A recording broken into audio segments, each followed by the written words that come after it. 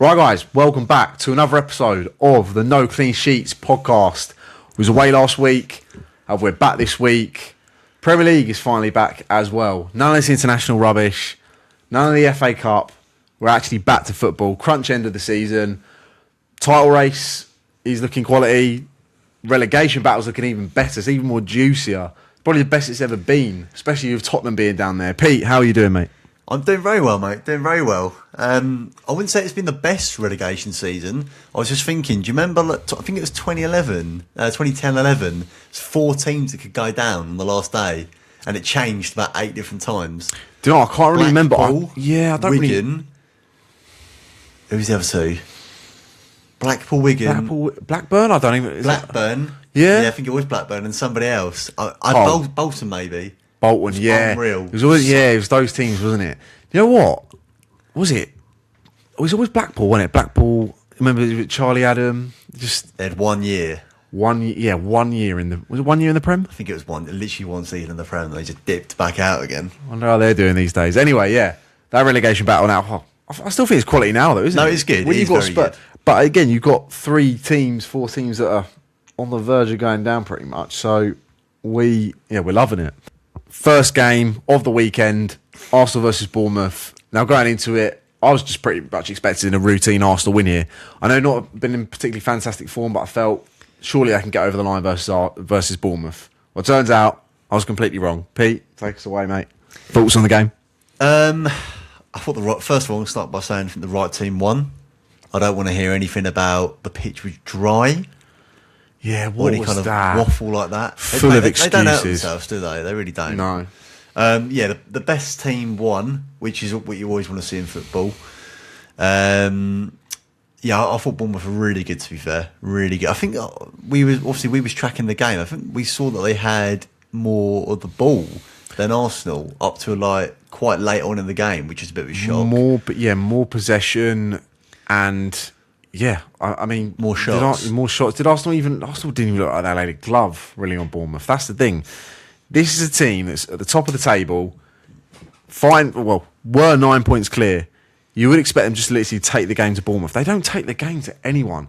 It's just in that forward line, there's a lack of confidence. There's no real threat at all.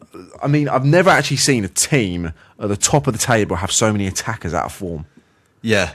They're spot on, and we were speaking about it at the time.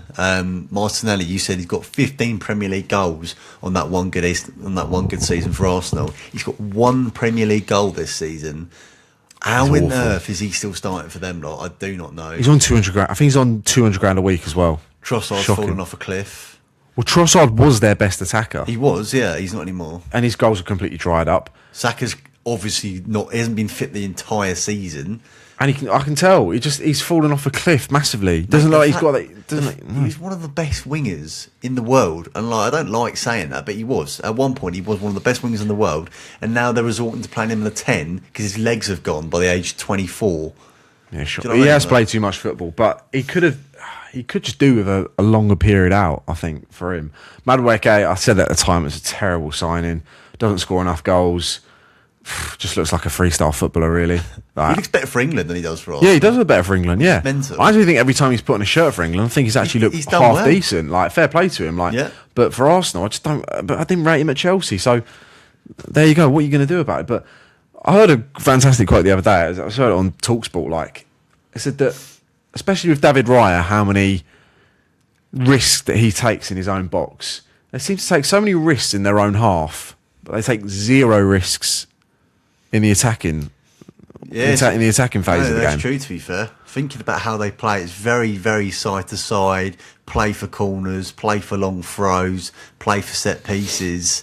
But then you'll have Raya doing passes into one of the central midfielders, and they've got someone right on his fucking jacksie. Yeah. Yeah, this is a massive problem now. And what is it? 6 points now. City got a game in hand. We've got Man City versus Arsenal on the weekend. Again, what I've spoken about before, they don't have any real winners in that side at all. Pressure's going to be creeping in. You just know full well in that dressing room they're going to be so nervous. And they can downplay it all they want. Players, of course, they're going to come out and say all this stuff, but they've got a manager as well who's not a winner. And I'm going to say it, he should be sacked. Like he should be sacked. Especially if they do not win this league this season, if they don't win the Champions League, he has to go. I've never ever seen a manager more protected than Mikel Arteta. He gets so many chances, doesn't he? He gets so many chances, and this is 6 years it's been since they won the FA Cup. Yeah, the amount of money he spent, like 1.2 billion, I'm pretty sure. Yeah. And he serves up that attack. He serves up that level of football. If you go back 3 years ago, when their first title race, the first go, they were playing fantastic football. Yeah, and then there's recruitment, and it's actually a bit of a praise, a bit of credit, I'd say, that they've managed to still be in a title race. And their recruitment has been that poor. I think, especially in those attacking areas. Yeah, I think it's harsh to say their recruitment's been poor. I think especially in the attacking areas it's been shit. I think Havertz, Gyökeres, Madueke. Yeah, the attacking areas. Yeah, I'll give you that. To be fair, I think, but the likes of David Raya, Timber, Calafiori, I think they have improved. But you can see that though defensively, it's been fantastic. Attacking wise, it's been so bad. Aubameyang for Gyökeres. Rather have Aubameyang. Rather have Lacazette over Gyökeres. Inform Jesus as well. I'd rather have him. I'd rather have... Yeah, Jesus. It's good in his first season, I felt. It's been poor since. Again, he's on an astronomical wage. I'll tell you what does look better. It looks better and better every game at the minute. My shout of Dalman being their best attacker. Dalman is their best attacker. They're 100% right, mate. They're relying on a 16-year-old to get him out of jail at the minute. He has to play. He has to play against City. He has to start. Yeah, do you know what? I think it's that bad. I actually think it's that bad. Yeah, it is. Don't get me wrong. There'll be like pressure on his shoulders, but I just think, what have you got to lose except the title? But yeah, do you think he should? If they don't win any trophy this season, do you think he should be sacked? Mate, there's a bloke in the office, an Arsenal fan. He thinks he should be sacked at the weekend, and he wants Tony Adams for the rest of the season. Tony Adams to take over in an Arsenal title race, which I think would be hilarious. To be fair. That's like, would you sack Arteta now? I don't think it's. I don't. Bring in Tony Adams. Bring in. Who else should they bring in? Patrick Vieira. Get him. What? Oh, Alexander. What? Kleb. Kleb. Yeah, I'll get him in. Yeah, what's Thomas Rosicky doing these days? See if you can get Fabregas on a short-term deal. Wenger. Mate, it's a great shout. Mate, get Wenger back on a short-term deal. Get him back on a 6-game deal. I reckon he'd go as bad as the end of Wenger's reign was. At least he came out clutch with a few trophies as well. Yeah, he'd have more of a clue what he's doing. Sack Arteta now. Get Wenger back in. I think he's approaching 80. Roy Hodgson's doing management at the minute. Yeah, and I guarantee he'll probably win him a league. I just feel this manager is holding them back big time. Right. So another pivotal game of the weekend was the Black Cats Sunderland against Spurs. I mean, we've just got the news now, literally just come through, that Christian Romero is out for the rest of the season, 6 to 8 weeks with a knee injury. I mean, I don't know what you think, mate, but I think it was destined to happen with how he was playing in that game. I thought he was all over the place. He's been all over the place all season. I think there is an argument for him potentially being one of the worst players in the Premier League this season. Like, he has been I think he's been a disgrace, personally. I think you give him the armband every game. I totally agree. I think that's also a reason why they're in this relegation battle. I think with him being the captain, someone like seen as a big figure in that dressing room, you're waiting for trouble, really. His disciplinary record this season has been an absolute disgrace. Like, it just feels with him every time he goes on the pitch, he literally just wants to break someone's leg, someone's ankle, and he can come out and say all he wants about him he'll do anything to get Spurs out of this race, but I just think there was a moment in that game where Romero gets passed the ball by Kinski, who had quite a decent game, I thought. Brobby is very late on him, and I thought at that minute Romero's in trouble here. In terms of, like, you could just see him. Like, he shook hands with Brobby in that. I think Brobby... You could see him, he was like, I'm going to get one back on you. I think Brobby should have been sent off for that. What? I thought that was a disgrace. You're joking? No, I think those type of things are a disgrace. He deliberately pushed him into the goalkeeper. I'm not about that. No, I'm just saying a side note. I think that's a disgrace, that is. No, it's never a red card. Mate, he barely touched him. There was poor communication. There was always going to clash. There was always going to clash. I think the PGML should go back and award him a 3-match ban. I'm not joking. I'm not joking, mate. I'm not joking. He should be sacked. He should be red carded anyway. Kinski and him, they just weren't. It was a slight nudge. It's a shambles. So therefore, they're going to collide anyway. No, I think he should be. I think they should give him a 3-match ban for that. I think it's a joke. He's deliberately. He's injured a player there. No, what are you on about? They are literally going to collide anyway. He's done nothing. It was a little nudge. I'm sorry. He's clever what he's done, and he's injured a player. He's just given a player a 6 week. So if you're falling off a cliff, yeah, you're literally falling off a cliff, and I come up to you and I go like that. I poke you, so you're still falling off the cliff. That's my fault, is it? I get a 3-game ban for that. It's a shocking example. I get life in prison for that, do I? It's a terrible example. Anyway, yeah, Robbie should be getting a 3-match ban. Anyway, moving on from that. I think it's quite a good example. Anyway, moving on from that. I thought Spurs, for a little period of that game, I thought they played a little bit better than what they usually did. But geez, not really a lot to go off. Such a boring game. Honestly. It was a boring game. But did you have any confidence Spurs would get a result? At one point, I thought. Well, actually, I thought they might have grabbed the draw, and then I heard the stat from the commentators that Spurs haven't won a game this season when conceding first, and Sunderland haven't lost a game this season when scoring first. So obviously that meant that the first goal was going to be huge. So as soon as Mukiele got that goal, I knew it was game over. I knew they weren't scoring. Especially that front line as well, like Solanke, Kolo Muani. It's terrible. It is. Mate, it really is. I said before, it's a relegation forward line. It's that bad. I don't know why he took Richarlison off. I thought he's their best player. I think Richarlison is their best attacker. Like I honestly think it's that poor. I mean, I don't always get the stick that Richarlison gets. I think he's a decent Premier League player, but he is their best attacker in my opinion. Solanke, you got Kolo Muani. Tell when he comes on. Tell's awful. Oh, mate, I think Tell's all right. I think he'll get a move. When from the Premier League? I think he'll get a Premier League move, yeah. Wow. I could see him playing. If Everton don't sign up Grealish, I could see him playing there. Playing there, yeah? Oh, fair enough. But other than that, Xavi Simons, you spend 60 million on him, he comes on the 85th minute. Terrible signing. Yeah. Not good enough at all. Conor Gallagher. Oh, my God. Oh, do you know what? I was thinking in that game. Conor Gallagher, he is one of the worst signings I've ever seen. Oh, no. But it was such a bad signing. I thought that at the time, 35 million. Yeah. Like, I get a lot of things wrong, especially with transfers. I say, someone's going to be great and they're a mate. And I'll say someone's going to be great and they end up being terrible. I say someone's going to be shit and they end up being brilliant. But with him, I think most people predicted what a terrible signing it was. He offers nothing. He is just a passenger in these games. He's a runner.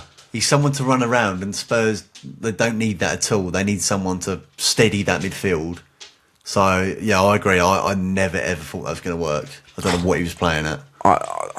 It sums the club up. They needed a player who's able to get the ball, who's able to break the lines of a pass, who's able to actually keep the ball ticking. I think he's terrible on the ball. What does he actually do?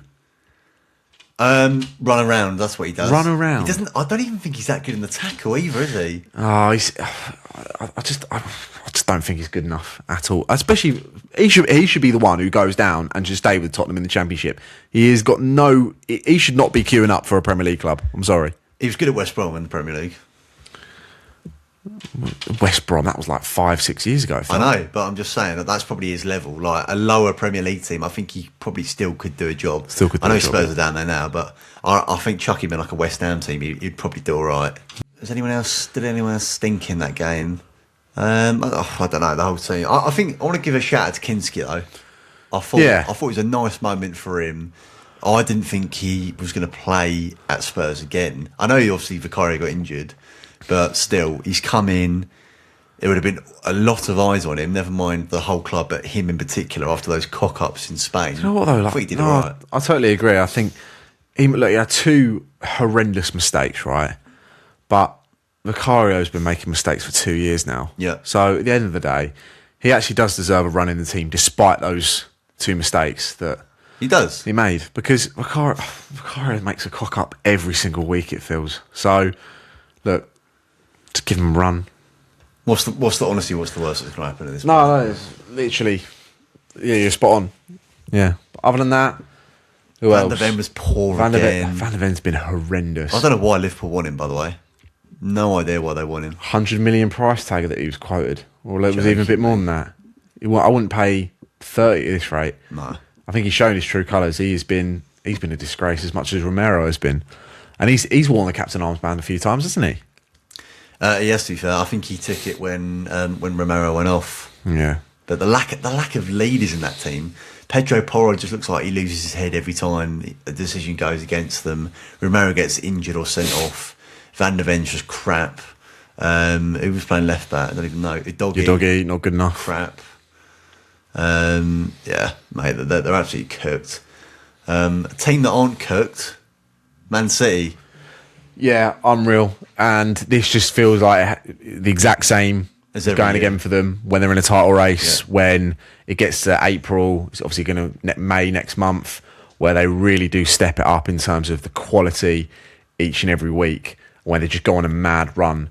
And it feels like now, like the Blue Sharks are really chasing Arsenal down. And with the momentum that they've got and Arsenal's shit form, it really is looking like it's going to be a Man City win now. You know, they're literally going to be going all in that game. And we know what Arsenal are going to do. They're going to absolutely stink it up.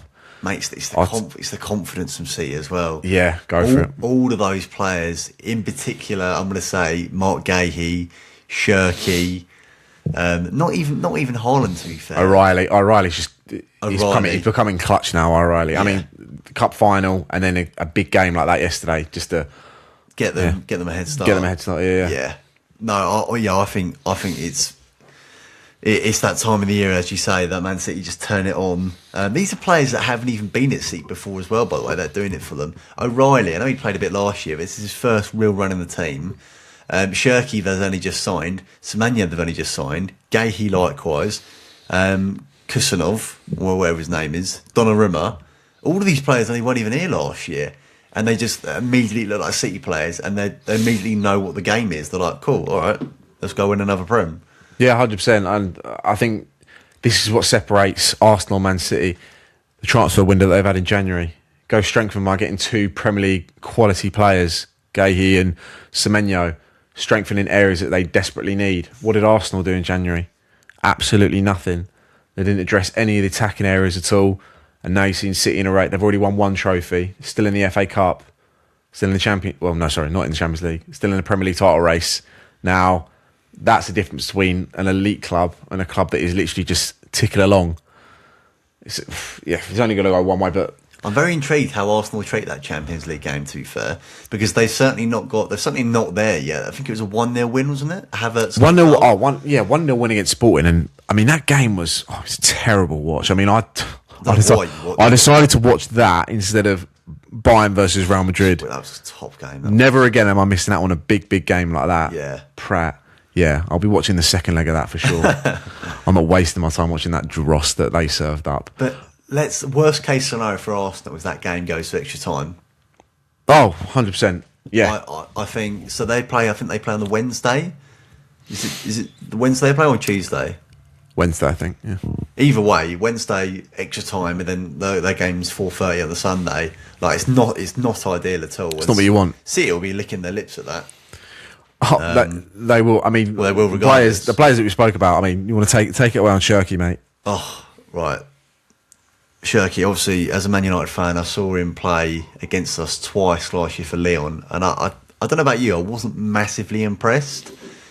I think the game at Old Trafford, I thought he was quality. I know he scored. Yeah. I think he might have scored in both legs, to be fair, so I wasn't impressed. But I wasn't massively impressed. I heard a big thing about him. In the last 10, 12 games, I'd say, you've seen a serious player. Mate, I want to talk about his engine.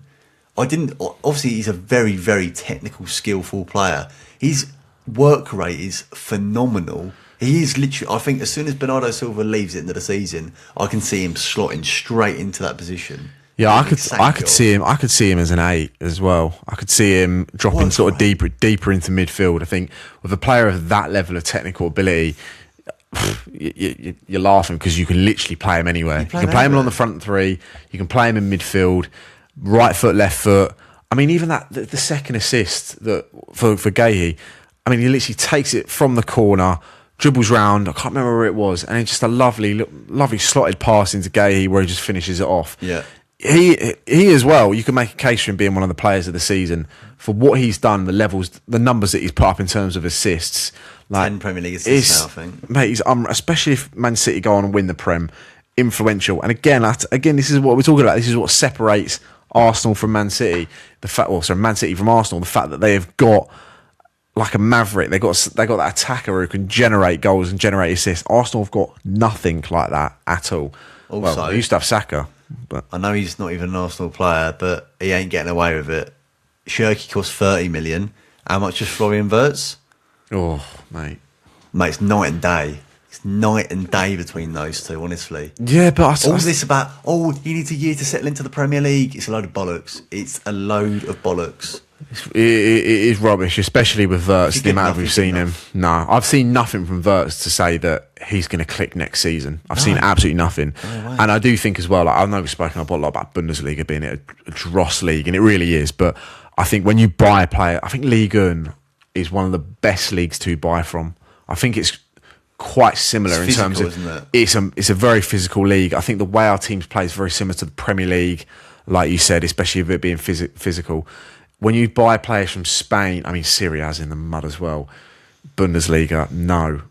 That's where I think Premier League clubs in the future have got a shop, because I think you can transition easily from Ligue 1 to Premier League. It's interesting though, because like if you used to ask most people, they would probably put, out of the big leagues in Europe, they'd probably put Ligue 1 right at the bottom. Oh no, they would do, and I've always done that as well. However, I mean, out of all those leagues, if you ask me to watch, well, which one do you watch the most? I'd probably say La Liga, Bundesliga, Serie A, and then Ligue 1. But again, in terms of recruitment, look for the players for sure in that league. Yeah, no, it is a good point. But yeah, I think Shirky was like he was the player of the match for me. I know O'Reilly obviously got a goal. Gahey's finish was sensational, by the way, for the other one. Yeah, he's been unbelievable, Gahey. He's been so good. I think there's a debate now for Gahey being the best centre half in the league. No, that's Gabriel's obviously going to be up there as well. I think I'd rather Gahey than Saliba. Yeah, personally. Yeah, I think he's been, even for a few years for Palace, he's been outstanding. So I know, but I think he's already taken it to another level in the short time he's been at Man City. Yeah, you can make a case for that. Honestly, is Gahey the best centre half in the Premier League? Yeah, I think that would be quite a good debate.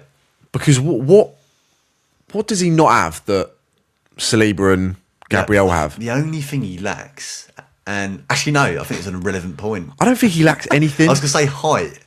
Mate, but he leaps. He's got a great leap on him. Yeah, that's what I mean. I don't think he lacks a single thing for a defender. Any traits, good with the ball at his feet. Yeah. He's a leader. He's quick, reads the game well. He can go on some dribbles as well, can't he, with the ball at his feet? He's technically sound. Yeah, this is. I mean, for what they got him for? I know he had 6 months left on his deal. Was it 20 million they paid? Bargain, absolute bargain. And if that wins you the league, and this is why City are just top in terms of recruitment, and they always get it right. Yeah, what a player he's been. Right. So in the build-up to the Man City versus Arsenal game coming on Sunday, we're going to be doing a Man City versus Arsenal all-time combined 11. Now, I've done the Man City versus Arsenal current 11 combined a few weeks ago before the Carabao Cup, and it was quite straightforward. I did have more City players in there, especially in the attacking areas. Obviously, defensively, Arsenal were clear, but especially for the all-time in the Premier League era, this is going to be a really interesting one. Pete, how hard was it, mate? I thought it was quite easy. It was quite easy. Honestly, I thought it was quite easy. Yeah. Bearing in mind when we do these teams, I don't like to do players I haven't really seen. So I've done, majority modern players. Therefore, I think it's quite easy. Let's do it then. Pete, you go first, mate. So first of all, formation. I've gone for. I've got no wingers. No wingers. No wingers. Okay. I've gone for 4-2-2. Okay, so I've got 2 sitting, 2 10s. And then 2 strikers. All right, yeah. So first of all, in net, I've gone for Edison. Fair enough. For Edison, I thought obviously a lot of people would have Seaman in net, obviously for the reason I just said. Seaman, Jens Lehmann, Cech. I mean, Cech was mainly at Chelsea. Oh, I'm not putting Arsenal Cech in there. No way. No, he weren't particularly fantastic, was he? But I think Edison, obviously, he was like, what's the word I'm looking revolutionised. For? That is a fantastic. That is exactly the word. Revolutionised modern day goalkeeping. It was also to a point of which I don't like. Oh, I mean, no. He's amazing. Yeah, he's fantastic. But I can't stand when there are goalkeepers trying to not copy him, but teams teams want to play the way our Man City play, especially from out the back. And when you don't have someone as unique as Edison, I find it very difficult. Yeah, no, I hear that. I mean, I think Jason Steele's very good at it. Jason Steele's fantastic at doing it. But I know what you mean. You get a goalkeeper like Vicario, for example, Spurs trying to play it from the back. Mate, you've got an idiot in goal. What are you playing at? Well, and also when you've got David De Gea at United wasn't particularly fantastic at it. Onana's horrific. I don't know why. Yeah, Bayern horrific. So it did get to that stage where, especially in the Edison era, where too many teams were just trying to copy when, especially you don't have a player like him in net. That's high praise though for him. Yeah, it's high praise for him. He was amazing. Yeah. So I think it had to be Edison. I did think about David Raya. He has been sensational, but Edison's got 5 Premier Leagues and a Champions League. Come on, you can't really argue with that. Can't go against that, mate. And I've gone for the same logic really at fullback. Kyle Walker at right back. Obviously, in that treble-winning team, he was an absolute unit. We've all spoken before about Kyle Walker. He was never the most technically gifted player, but his physical attributes made up for that, and it still made him a fantastic player at the end of the day. Yeah. So Kyle Walker at the back. The only kind of older player I'd say I put in here is Tony Adams.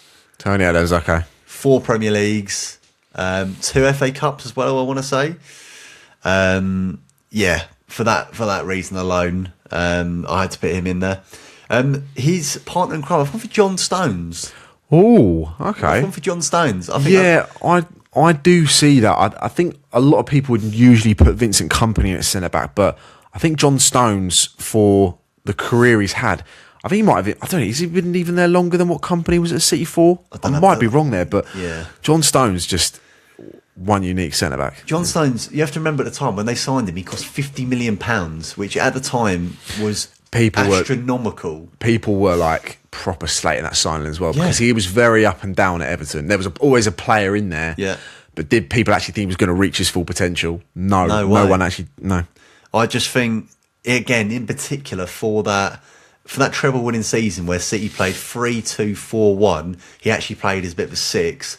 I thought he was so good. Rodri obviously was fantastic that season, but Stones played next to him, and I think he can't be forgotten that job he did in there. He was so good. Yeah, he was amazing, and especially for a player as well. He's had some really bad injuries over his career as well. Yeah. He is, for a guy that's probably missed so much football, he still had one hell of a career, especially for England as well. England, Man City, he's been an absolute legend. So yeah, I mean, he's obviously he's not really in the team now. He's been injured as of late, but I just think overall for his time at City, for that £50 million price tag at the time, which would probably be, let's be real, that'd probably be 80, 90 million now. It's a bargain. It's been an absolute bargain. 50 million. I think he had to go in left back. Gone Ashley Cole. Have to go Ashley Cole. Gone Ashley Cole. Be no one else there. It's the easiest one of the lot. My 2 DMs. This is why I think it was easy, by the way. Rodri and Patrick Vieira. Yeah, 100%. Mic drop. I mean, I think those two just pick themselves really. My 2 attacking mids, I've gone both Man City.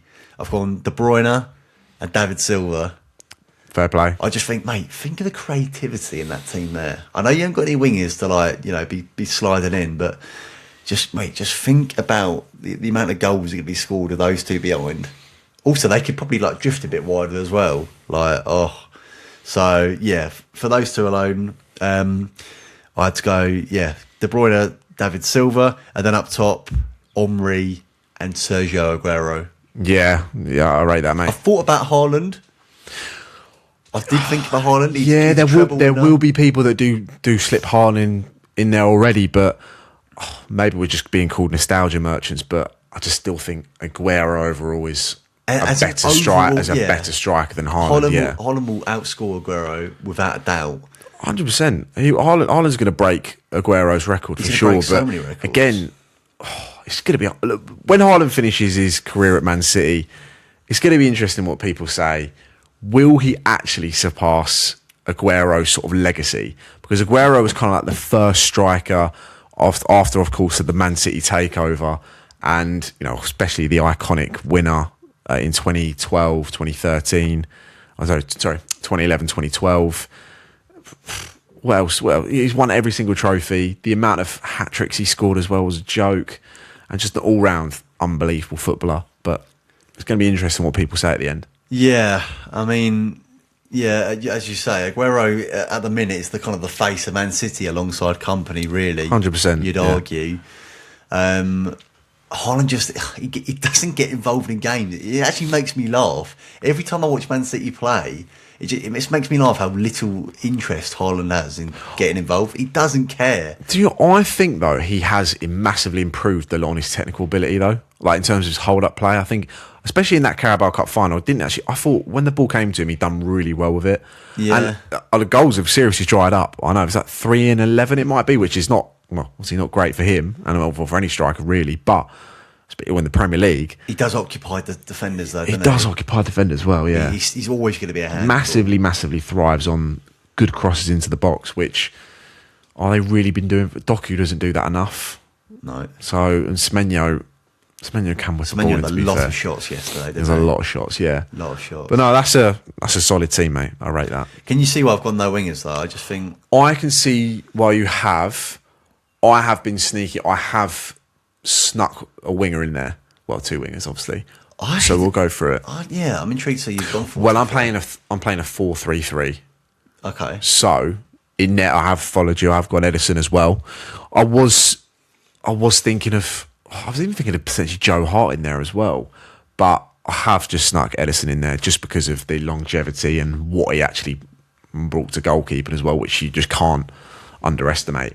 Centre backs, we've gone completely different. Okay. I have gone Company and Sol Campbell at centre back. Oh, yeah, completely different. It's completely different. Yeah, I have gone Company again. John Stones did come into my thoughts as well, but I thought I'd go Company simply because of him being the captain. He was there for the first Premier League, and he was there for He was there for what 11, 12 years potentially. I think that screamer against Leicester as well to win the league. Clutch moments like that. He scored against Man United as well in the derby in 2011, 2012, which was a 1-0 win. Just turned up in clutch moments. Great defender. And yeah, I have to put him in there. Sol Campbell, invincible. Made that iconic. Why Campbell over Adams? I just thought Campbell being a bit more recent. I just thought with him being an invincible, he was class. So I just want to go for him. You can go Tony Adams if you want, but I've just personally gone for Sol Campbell. And I've put him in. Right back and left back, I've done the exact same as you, mate. Kyle Walker and Ashley Cole. I really, really struggle to think of anyone else for that. No.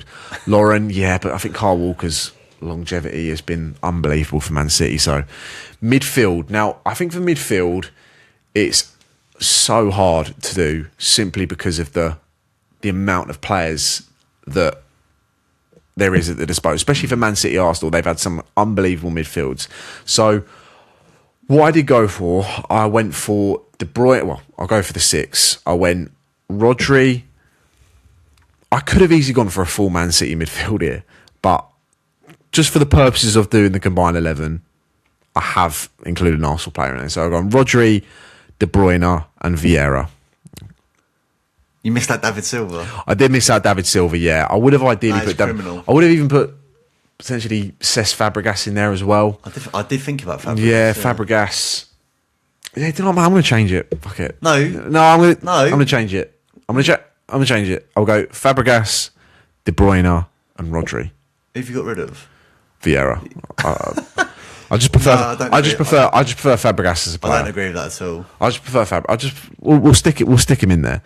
Weak. So, is that weak individual? Weak individual. That is. Sorry, mate. I know that's poor, but I just. I'm sure Vieira will be pretty unhappy. Well, do you know what? When we done like a Chelsea Arsenal combined 11, I put Cesc Fabregas in that, and I left Vieira out of it. So. Do you want to hear something? What? Chelsea Fabregas is better than Arsenal Fabregas. Ooh, I think they're. I'll leave you with that. I think they're two different players though. One was that 18, like just come through, and then Fabregas at Chelsea was more. Mate, he was dictator. Yeah, exactly, exactly. Yeah, so they're two different. They're two very different players. Yeah, so Fabregas goes in my midfield. De Bruyne, obviously, I think De Bruyne is the best Premier League midfielder ever, personally, in my opinion, just for what he was bringing season on season. I think kind of you miss it. Although City might get a Premier League, I still think he is missed in that midfield. Who are these wingers going to be? Wingers. So I put Thierry Henry on the left. He did play left wing. He did play left. I know, but he did play there. I know, but that's like putting number 10 Rooney in a team. Like, why would you do that? When I put Rooney at 10 in the combined level. Striker Rooney was better. That's like putting. Actually, no, that's a shocking example. That's not. That just doesn't make any sense. You're putting the best player, but the face of the Premier League. You're putting him on the left wing. My 11s really annoy you. Yeah, it's just stupid. That's a stupid decision. He's the face of the Premier League. As a striker, you put him on the left wing. He could play left wing. He could play left wing. He could play left wing. He played left wing for Barca. Sergio Ramos could play like right wing, but you wouldn't put him there, would you? No, I could put him right back though. If I see, that would annoy me as well. Why would you put? Right, I'm getting annoyed. Right, Thierry Henry left wing. I've got best Premier League player ever. Yeah, at striker. Right wing, Mahrez. Riyad Mahrez. Wow. Can't argue with that, can you? I can't argue with that. He was when I did my team initially earlier, I did have wingers, and Mahrez was in there. It was left wing I couldn't do. Do you know what? I could have even. He played a little bit right wing. Could I have put Sterling there potentially? No, you could not. That would have been a war crime if you'd put Raheem Sterling in there.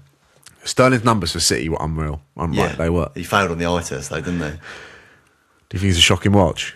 Mate, it's a terrible watch, honestly. Clutch though, isn't he? No, he was a back post merchant. He was. He has to thank Kevin De Bruyne for his career.